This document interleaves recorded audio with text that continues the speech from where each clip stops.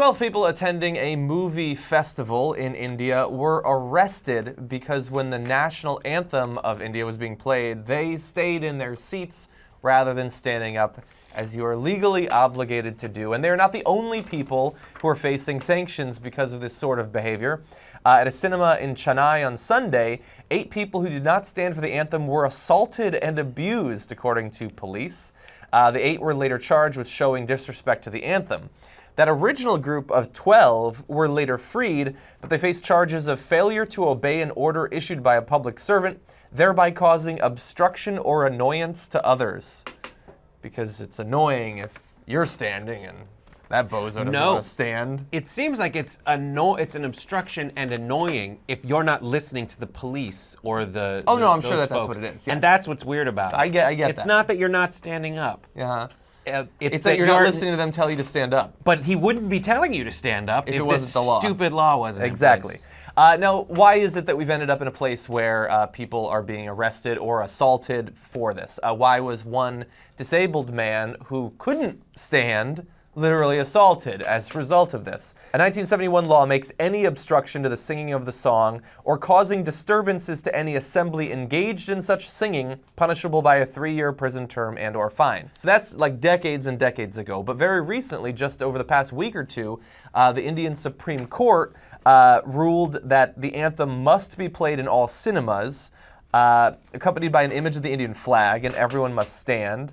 It also stated that the doors must remain closed to prevent people from entering or leaving. They did make an exception for people suffering from some sort of physical mobility issue, though. Right. But if there's a fire, then they have to then go unlock. Freedom isn't free. Let the doors be open before they can leave. Okay, I guess that's nice. But that's what would happen. We've created that situation, yes. So that they realize that if they allowed people to leave as a way of getting around this, it would also cause like a disturbance and people looking around wondering if those folks were leaving because they were hungry or because they were conscientiously objecting. I mean, theoretically, you could have it be optional.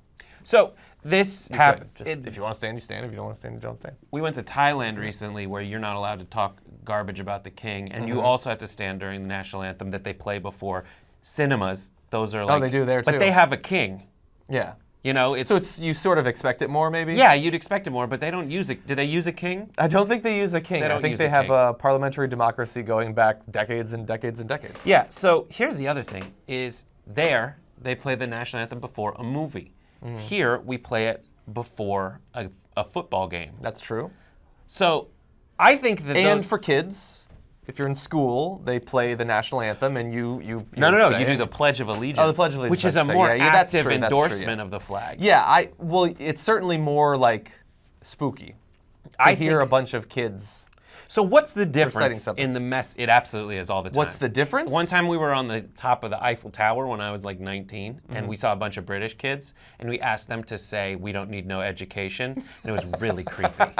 I could see that. So the first off difference is that you can be arrested there for not standing. Whereas here, like if you're a kid who doesn't say, the Pledge of Allegiance or something like that, you can maybe if you have a really conservative teacher, they might give you crap, but it's not illegal. If you're at a football game and you don't stand or whatever, then maybe the people around you will give you the stink eye or something. How creepy is I pledge allegiance, though? Oh. Those words are terrifying. The whole thing. It's fine. I don't care. I don't. Well, you worship a flag. Yeah, I pledge allegiance.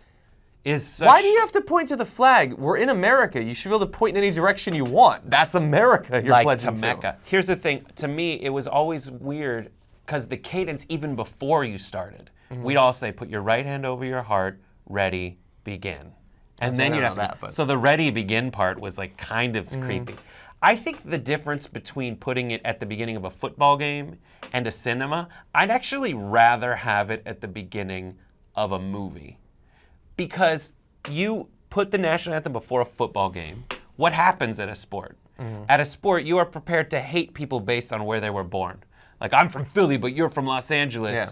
You're terrible. So we are affiliating our nation's credo with, combat and conflict? Combat, conflict, the potential that if we don't fight hard enough, we'll lose it. Yeah. I get that's more inherently patriotic. But it's like Whereas this weird for a Pavlovian movie- thing. Yeah. You know, like you watch So the then why do you players. want it for a movie then? For a movie, it's like it probably will end up fine in the end.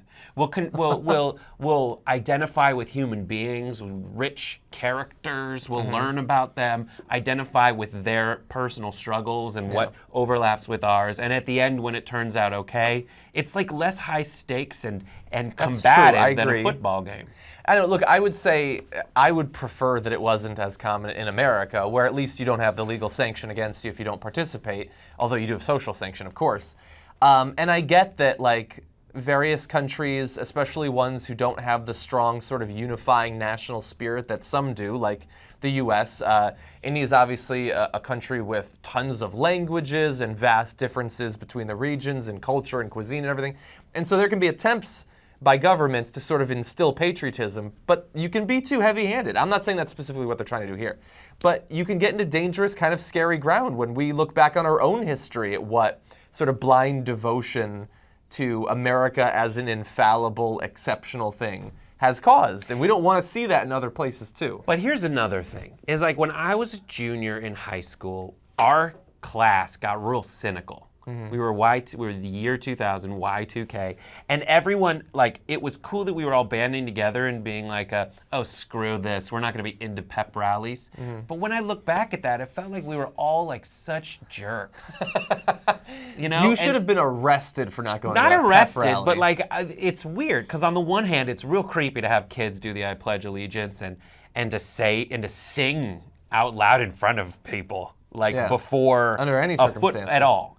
But that used to be very common. But I don't know, it's just a strange feeling. I do like the patriotism of it. I don't mind it, but it is weird that they kind of make you do it in a country that has instilled in us also the like, I am who I am, go fuck yourself. Independent, yeah. You know who makes independent media possible? You guys. Because of you, we can actually do this show free of any outside influence. That's what makes us so strong. Become a member today. tytnetwork.com/join. You are the media.